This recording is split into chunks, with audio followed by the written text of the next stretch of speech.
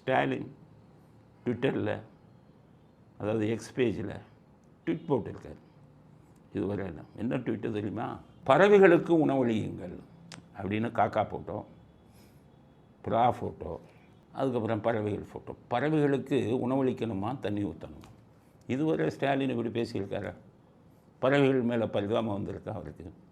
திடீர்னு பறவைகள் மேலே என் பாசம் யோசிச்சிங்களா? நல்லா யோசிச்சு பாருங்கள். என்ன தெரியுமா? ஸ்டாலின் ஜோசியம் பார்த்துருக்கார்.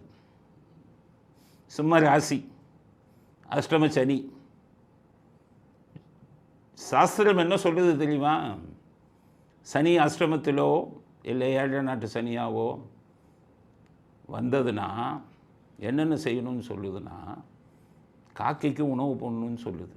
இதை போய் ஸ்டாலினுக்கு சிம்ம ராசி அஷ்டமத்தில் வந்து ஜோசியம் சொல்லிட்டான், காக்கைக்கு உணவு போடுங்க.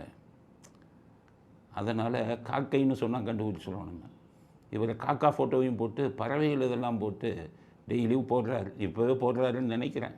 அதை ட்விட்டரில் தெரியாமல் சொல்லிட்டார், தண்ணி ஊற்றுங்க, இதை ஊற்றுங்க அப்படின்னு சொல்லி காக்கைகளுக்கு உணவளிக்க வேண்டும் தனக்கு அஷ்டம சனி என்பதற்காக அவர் செய்யக்கூடிய வேலையை தெரியாமல் நமக்கும் வெளிக்காட்டிட்டார்.